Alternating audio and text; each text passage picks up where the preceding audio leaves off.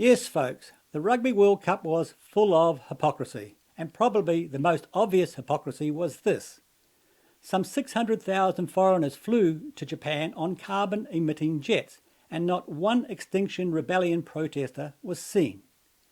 And even our virtue-signalling climate alarmist Prince Harry flew there on one of those jets. But the real hypocrisy was this. Why was South Africa there in the first place? For the last 25 years, blacks have ruled South Africa, yet nothing has improved. In fact, it is worse now than under apartheid. Now, in the last World Cup, South Africa was banned because of its discrimination against blacks. But now that blacks are discriminating against whites, nothing is said. And our media still paints black South Africans as victims, even though they are killing white farmers and driving them off the land. Have a look.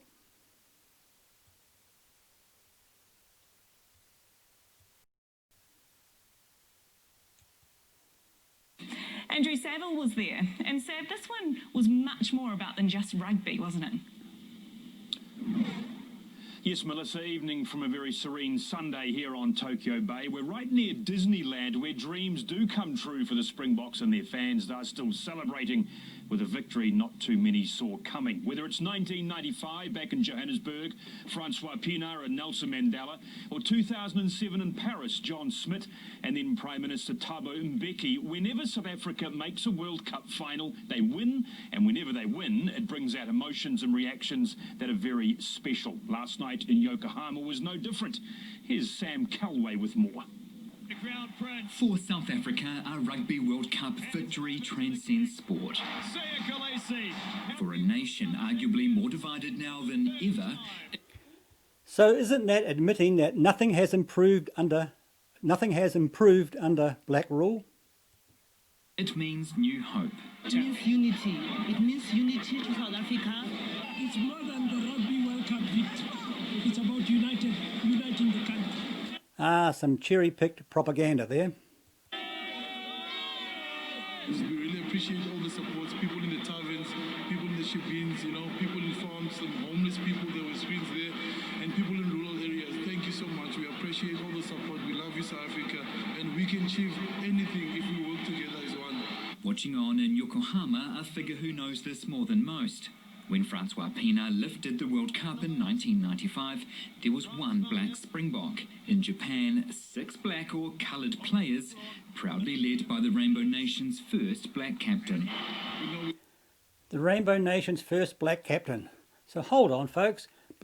Blacks have ruled South Africa for 25 years now. So why is this guy painted as a victim? Yeah, so let's see what kind of victims these black South Africans are.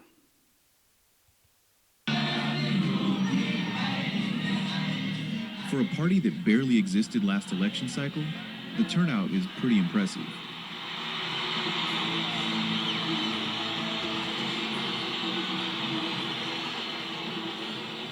Mandela has handed over the baton to a younger generation, and that younger generation is in the EFF.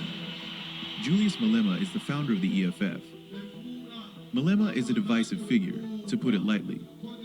He's been convicted of hate speech twice.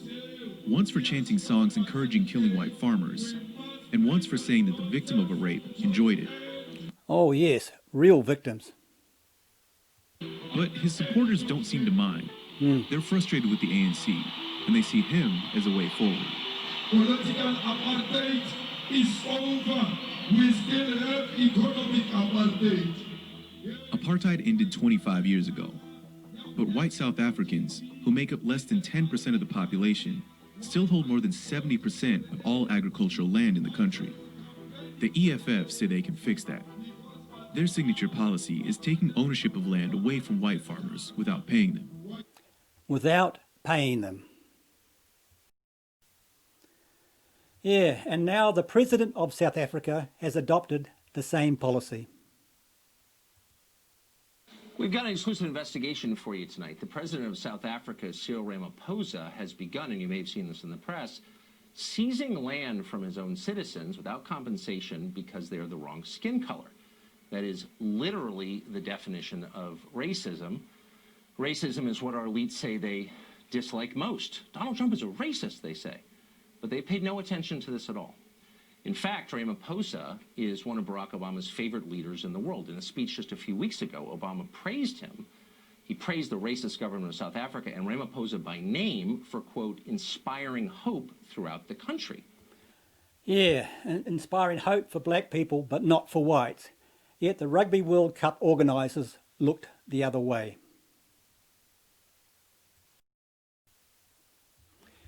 And they know the white farmers are being murdered, and they still look the other way. You can relax. Are you, everybody feel okay? Come on, come on, come on, come on, come on, come on, come on. If you want to cultivate the land in South Africa, say these farmers, this is the sort of training you need. A 2-week tactical survival course run by a former member of the Israeli Special Forces. Idan Abolnik is teaching this group how to ward off or neutralize the enemy, a self-described practical guide to staying alive.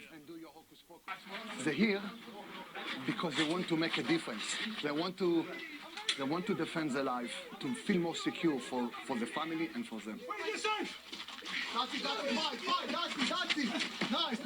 And his pupils claim plenty of real-world experience. I've been attacked myself, and these attackers were trained very well. So and I got shot in my face, and you can see the marks over there. And I got stabbed 9 times by a knife, but I survived it. So now they have to defend themselves. It's personal accounts like these that fuel the sense of fear. And people like Marley Swanepoel think they're being targeted because they're white. Good. It's pretty intense. This is not intense. What's happening in our country? Everyone hear me, come here. And I get very emotional about it. Come here, guys. What is happening in South Africa? Our people are getting murdered, tortured. Our old people who can't defend themselves are being burned with cooking oil. The number's just rising. By the day it's rising, but I mean, you are always worried that you will be the next. Crime stalks the lives of all South Africans, but farmers feel particularly vulnerable. 74 were killed last year, according to official statistics, although many think the true picture is worse. Those farm attacks are brutal, and usually they don't steal anything, so there's something, we don't know what it is, but are just getting murdered. Yeah, the stats are wrong because the police report the attacks as burglaries gone wrong. Yeah, right now whites are the real victims in South Africa, but they still get blamed. Have a listen to Lauren Southern and Stefan Molyneux. In the West, if you were a minority and were regularly being targeted and murdered, people would go insane, and the idea of blaming the victim would be incomprehensible. But of course, if it's whites in South Africa, well, you see, it's just a legacy of the horrible apartheid system, and there is either the implicit or explicit statement that they damn well deserve it. And that, again, this double standard, this use of morality to basically expand upon and let fly racial hatred towards whites, this is going to lead to a very, very nasty place. And very few people will understand all of the steps that it took to get there. They'll only be horrified at what happens. Then, of course, when South Africa starts to run out of money and starts to run out of water and starts to run out of medicine, then all the people in the West are going to say, you know what we need? More foreign aid. You know what we need is to take refugees. And it's like, well, what about the whites who are there right now, who are being targeted in not even the first steps, but intermediate to late steps of a genocide? Yeah, and yet the left keep painting the blacks as the victims. Whites who are being targeted there for their race, for their ethnicity, for their language. Why can't they be refugees? Why can't the whites be airlifted out and Yes, why can't they New Zealand? Why can't they Australia?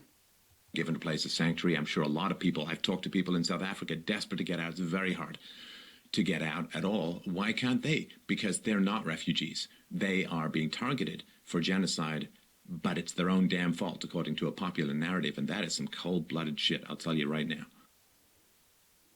And if it's not a matter of it's your own damn fault, which people will say publicly, then it's being covered up. The government has stopped collecting data based on race as of the early 2000s, I believe, so they can't even show that these brutal murders are happening disproportionately to whites. And secondly, they are covering all of these murders up as burglaries gone wrong. That is what is being recorded by the police. That is what's being recorded by the government. And that is what is being reported by the media. And it's just, I'm getting emotional thinking about it, because I sit down with these families and they tell me about their mothers having their eyes gouged out with forks. They tell me about these little children being brutally raped for days, locked in the house with no phones. These families tormented, set on fire, ripped to pieces, nails all throughout their bodies. Oh, and the children who get the Joker cuts. Yeah, right. There's a picture of a little girl with her face just cut up to her ears. And you look at that and think, how can you, as a decent, moral human being, say that was a burglary gone wrong and not that this was a wicked murder, that this was an evil murder inspired by hatred and anger and some messed up sense of revenge? How can you not honestly admit that? And they look at this and they either say you deserve it, or they ignore it and they hide it, and they won't record files on it. They won't report it in the media. Imagine if there were a black family that were killed in that matter by white supremacists, by someone who was a white nationalist. Imagine if that happened in America, brutal torture for 5 days. That would be in the news for months. Imagine if it happened. Back to that. Imagine if it happened, as you say on your videos, Lauren. Imagine if it happened every single day.